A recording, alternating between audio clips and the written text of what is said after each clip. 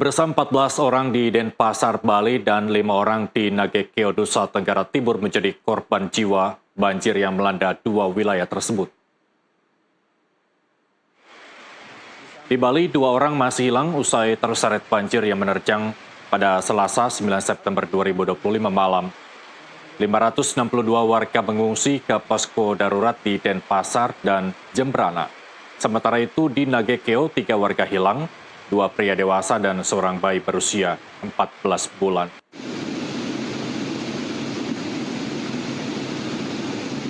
Akibat diterjang banjir bandang, warga di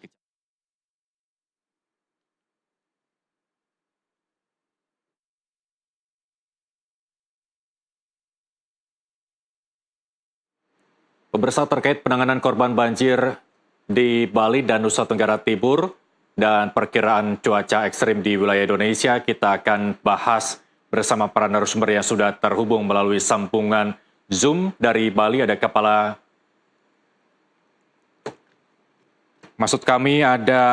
Pusat Data Informasi dan Komunikasi Kebencanaan BNPB, Pak Abdul Muhari, dan juga Prakirawan Cuaca BMKG Wilayah 3, Ibu Luh Eka Arisanti.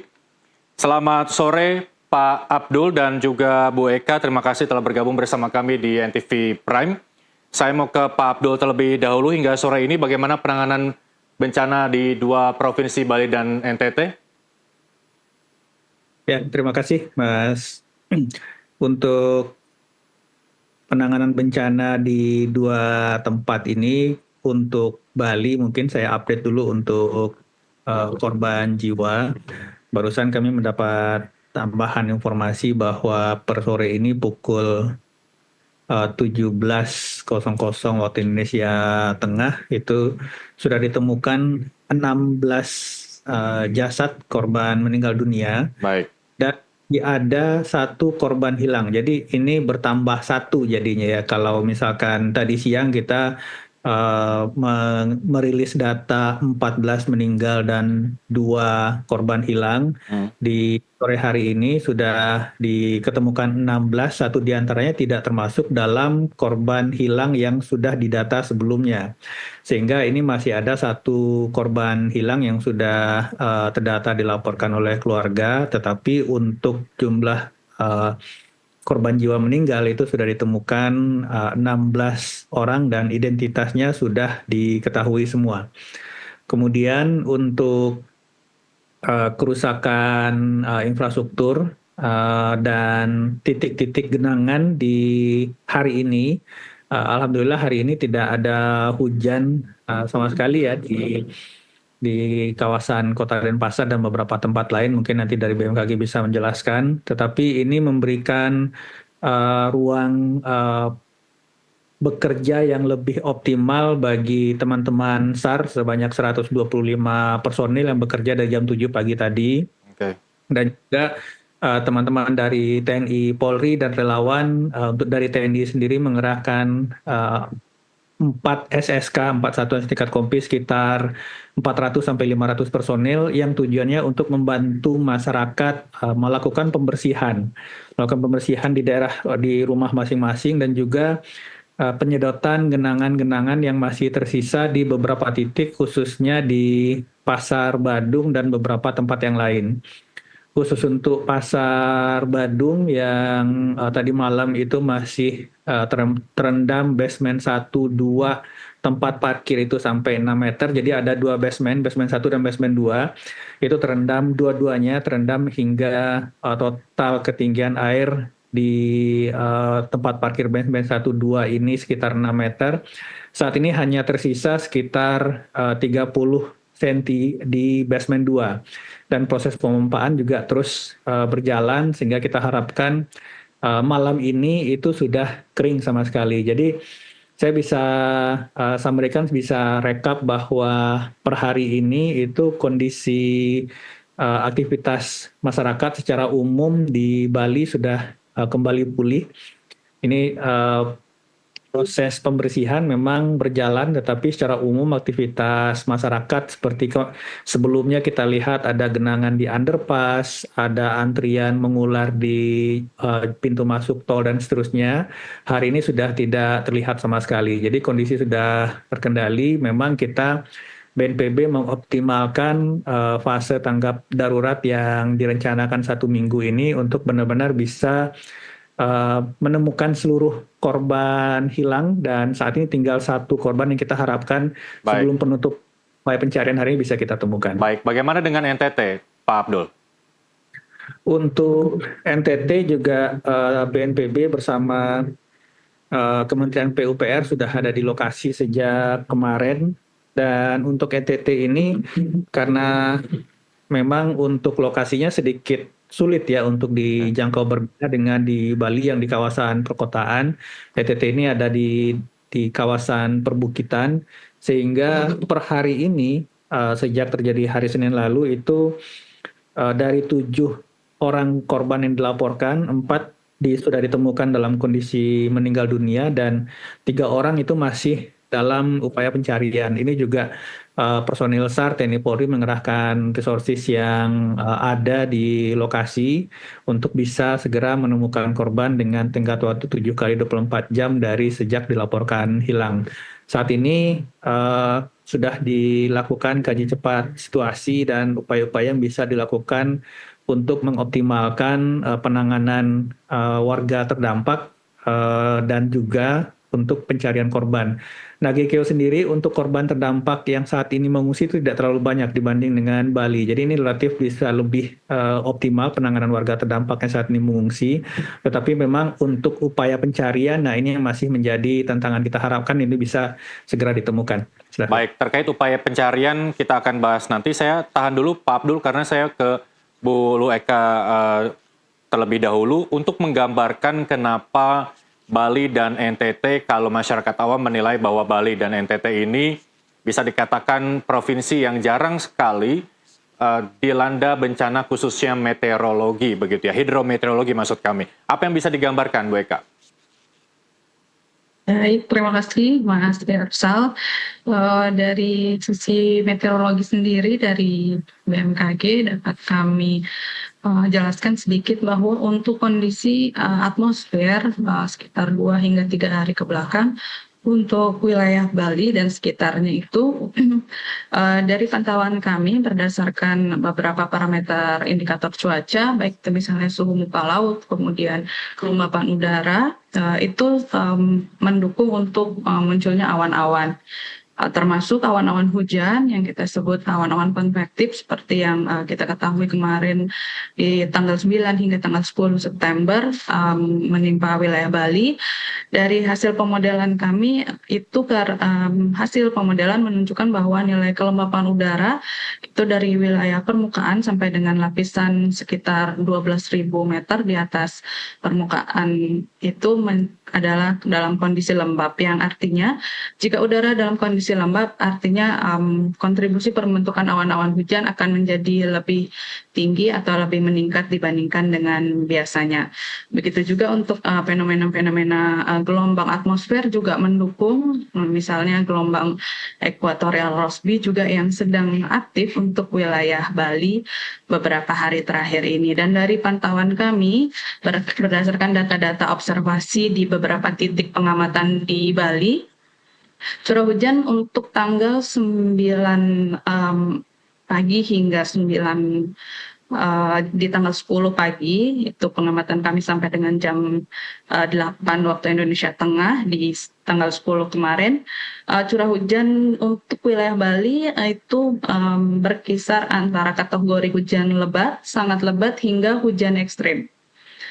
Dan untuk nilai tertinggi tercatat di wilayah negara di Kabupaten Jemberana sebesar 385,5 mm selama 24 jam, dan kondisi ini sudah masuk dalam kategori hujan ekstrim. Namun untuk wilayah Bali Selatan lainnya seperti di Badung Selatan, kemudian di Kota Denpasar sendiri juga menunjukkan kondisi lebat hingga ekstrim. Demikian. Baik. Mas Tirsa. Baik, Bu Eka, banjir bandang ini kan memang disebabkan oleh curah hujan yang tinggi begitu. Untuk Bali sendiri, apakah curah hujan saat ini sudah berada di titik tertinggi ataupun kalau belum, apakah ada potensi curah hujan tinggi kembali terjadi di Bali sehingga masyarakat Bali bisa mewaspadainya? Baik untuk prediksi atau perakiraan cuaca kami untuk 3 hingga 7 hari ke depan diprediksi untuk wilayah Bali secara umum cerah berawan dan pantauan citra radar saat ini juga cuaca secara umum cerah berawan. Tadi sempat turun hujan dengan intensitas ringan di wilayah Bali bagian barat yaitu wilayah Jemberana. Namun untuk wilayah Bali lainnya terpantau masih cerah berawan seperti tadi juga yang dijelaskan Pak Muhari. Jadi cukup dapat membantu proses tanggap darurat bencana untuk minggu ini. Namun untuk beberapa wilayah di Bali bagian barat dan Bali bagian tengah, kami prediksi juga dapat turun hujan dengan intensitas ringan hingga sedang. Dan jika dilihat dari pemodelan, kondisi kemarin bisa dibilang maksimumnya dan intensitasnya akan menurun dalam 1 minggu ke depan.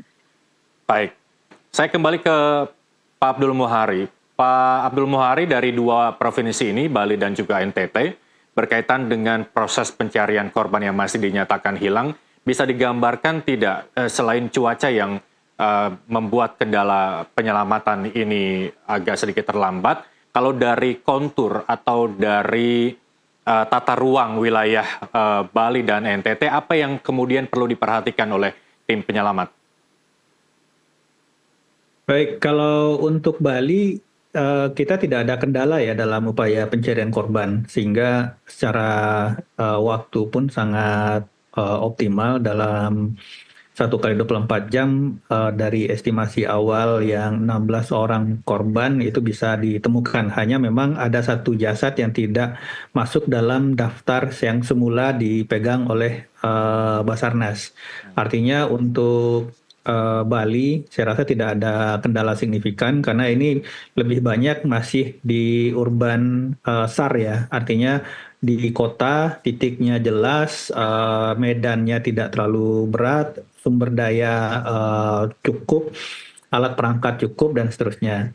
Nah ini berbeda dengan di Nagikeo. Nagikeo memang kondisinya untuk aksesibilitas pun cukup sulit dan medannya juga medan ketinggian sehingga upaya pencarian mungkin sedikit lebih menantang karena mungkin saja dari titik semula diperkirakan itu korban mungkin sudah terbawa agak ke bawah dan seterusnya. Ini masih menjadi PR berat bagi personil Basarnas yang berada di lokasi. Tapi tentu saja semua kendala itu sudah dibicarakan hari ini karena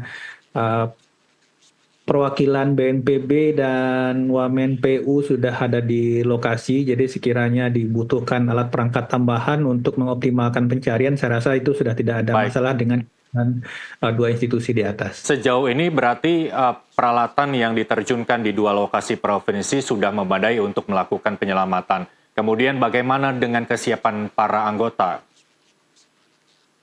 Untuk personil sendiri saya kira cukup memadai ya, artinya seperti di Bali itu mengerahkan 125 personil dan sudah cukup optimal hingga hari ini, dan di Nagakeo pun demikian, personil SAR dibantu potensi SAR, TNI Polri juga sangat optimal di sana. Memang kita doakan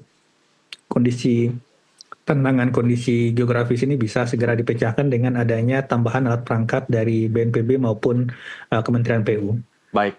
Kemudian kalau korban meninggal dunia sudah terdata, terus kemudian korban hilang juga sudah terdata, bagaimana dengan korban lain, dalam hal ini korban luka ataupun warga yang mengungsi? Kemudian bagaimana juga dengan pemenuhan kebutuhan mereka, Pak Abdul Muhari? Untuk korban mengungsi di Denpasar memang sebelumnya pada hari pertama itu mencapai 500-an jiwa ya, artinya sekitar 110 kakak, tetapi tadi pagi hingga siang kami bersama Kepala BNPB sudah langsung meninjau ke titik-titik pengungsian dari awalnya misalkan di Banjar Topati, salah satu titik yang cukup banyak sebelumnya estimasi pengungsi, saat ini tinggal setengahnya dan hanya tersisa 26 jiwa karena masyarakat sudah kembali ke rumah masing-masing untuk membersihkan kediaman masing-masing. Ini juga terjadi di beberapa tempat yang lain sehingga estimasi kami dari total awal perkiraan jumlah atau data jumlah pengungsi yang tadi malam itu masih di kisaran 500-an jiwa. Saat ini sore ini itu sudah tidak lebih dari 100 atau 150 jiwa, dan ini kita harapkan memang dengan makin kondusifnya situasi cuaca dan dukungan TNI Polri untuk pembersihan, kita harapkan mungkin besok ini sudah bisa kembali ke rumah masing-masing, kecuali bagi mereka yang memang rumahnya terdampak rusak parah, dan itu jumlahnya tidak lebih dari 25 kakak. Baik, terkait dengan pemulihan infrastruktur, dikabarkan di Nagekeo tadi memang ada jembatan yang terputus, terus kemudian ini menghambat aktivitas warga terutama di bidang perekonomian karena jual beli juga jadi terhambat. Terus kemudian bagaimana fokus pembenahan infrastruktur di dua provinsi itu dari BNPB? Ya, untuk Nagekeo sendiri BNPB bersama Kementerian PU dalam hal ini diwakili oleh Wamen PU sudah ada di lokasi. Oke. Biasanya untuk infrastruktur kritis yang memang harus segera dipulihkan seperti jembatan akses itu kita akan menggunakan jembatan Beli dari TNI sebagai akses sementara, dan ini pembuatannya cukup cepat dan efektif, mungkin cuma membutuhkan waktu sekitar 2 minggu untuk pemasangan.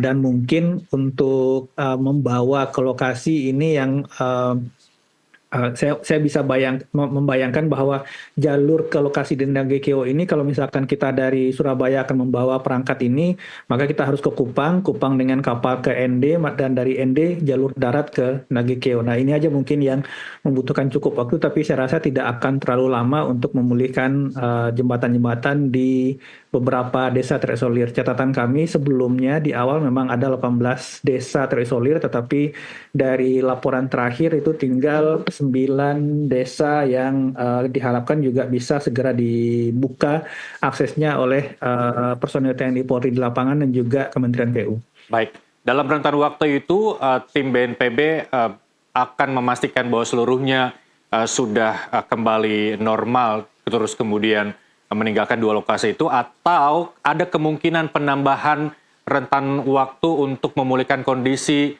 pasca bencana? Ya, untuk fase tanggap darurat itu sudah ditetapkan oleh pimpinan daerah masing-masing, dan kita akan berusaha mengoptimalkan fase tanggap darurat ini 1 minggu di Bali dan 2 minggu di Nagekeo.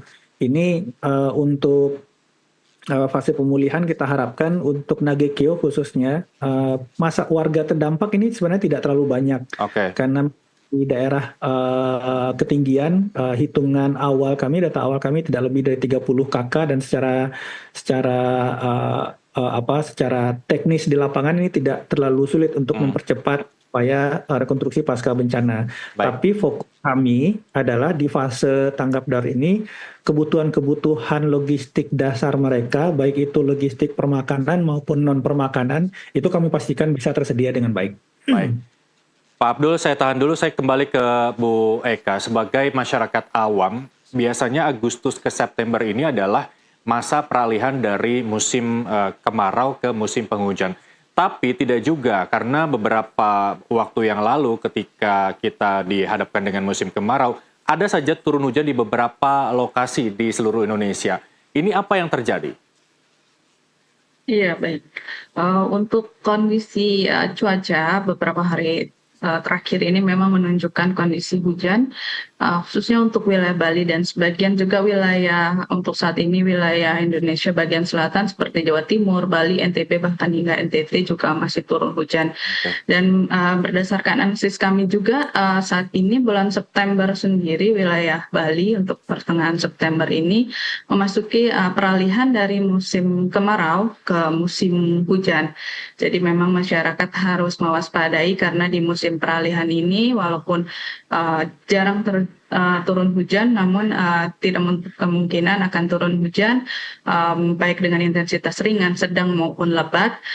Dan juga yang perlu diwaspadai adalah disertai dengan adanya kilat atau petir pada saat turun hujan. Baik, ini kan Bali dan NTT terletak pada sekeliling lautan begitu ya, bisa dikatakan banyak warga pesisir begitu. Apakah ini juga menjadi warning bagi wilayah lain yang memang dikelilingi lautan untuk waspada bahwa bencana hidrometeorologi ini kemungkinan akan melanda daerah lain di Indonesia?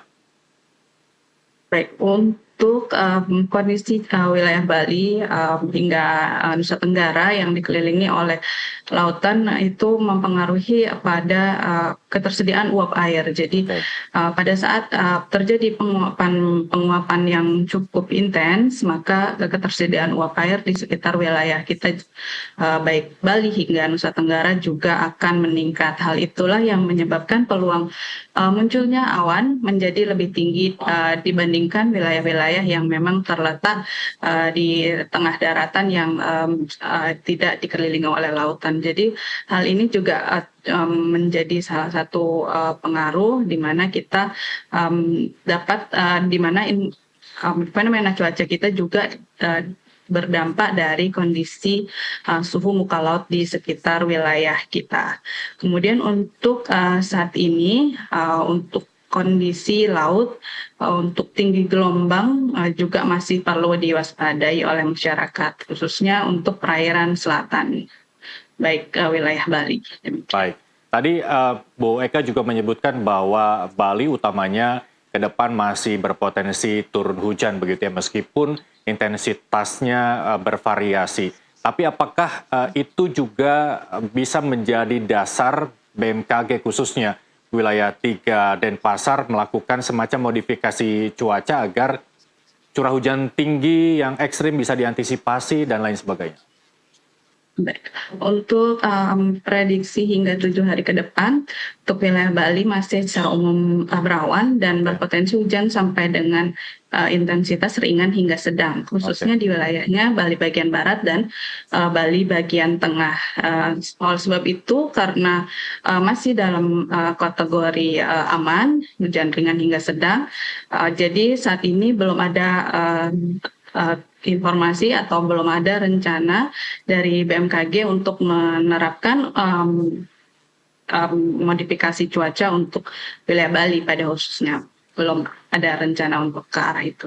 Baik, kalau dulu kita tahu bahwa bulan yang diakhiri gitu ya, September, Oktober, Desember ini bulan-bulan yang memang dikatakan musim penghujan. Tapi beberapa belakangan memang tidak bisa ditentukan. Musim kemarau juga bisa hujan, terus kemudian musim hujan juga bisa ada matahari terik begitu. Ini apa yang menyebabkan perubahan pola ini? Boleh diinformasikan sebagai gambaran umum saja kepada masyarakat, Bu Eka?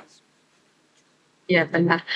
Beberapa pola atmosfer yang terjadi bukan hanya untuk wilayah Indonesia, tapi untuk beberapa wilayah di belahan dunia lainnya juga mengalami perubahan. Seperti misalnya untuk wilayah Indonesia, kita saat ini juga ada beberapa fenomena cuaca ekstrem yang bahkan untuk saat ini, untuk wilayah Bali terjadi di musim peralihan. Hal ini biasanya disebabkan oleh kondisi iklim global yang sudah berubah daripada normalnya. Jadi kami menghimbau kepada masyarakat agar tetap mengupdate informasi terkini agar mendapatkan informasi yang terbaru dan dapat dipertanggungjawabkan dari BMKG khususnya mengenai cuaca terkini maupun dari instansi lainnya yang dapat dipercaya, demikian. Baik, Pak Abdul Muhari, secara singkat saja dari potensi hujan yang masih bisa mengguyur wilayah Denpasar, bagaimana kemudian BNPB melakukan mitigasi agar masyarakat bisa siap menghadapi potensi bencana susulan? Ya, kita dengan BPBD tetap menggiatkan pengamatan titik-titik muka air di sungai-sungai yang kita identifikasi sebagai penyebab banjir kemarin, tetapi memang kalau kita melihat perkiraan cuaca dari BMKG untuk hujan intensitas ringan dan sedang itu tentu saja tidak akan berdampak seperti halnya tanggal 9-10 kemarin yang intensitas hujannya mencapai 385 mm dalam satu hari. Tetapi ini tentu saja tidak mengurangi kesiapsiagaan. Tentu saja BNPB dan BPBD beserta personel TNI Polri di lapangan tetap akan bersiaga, terutama upaya tanggap darurat berlangsung secara optimal. Baik, terima kasih Pak Abdul Muhari, terima kasih Bu Lueka Risanti telah bergabung bersama kami di NTV Prime Dialog, dan pemirsa, kami masih akan kembali dengan informasi lainnya, tetaplah bersama kami di NTV Prime.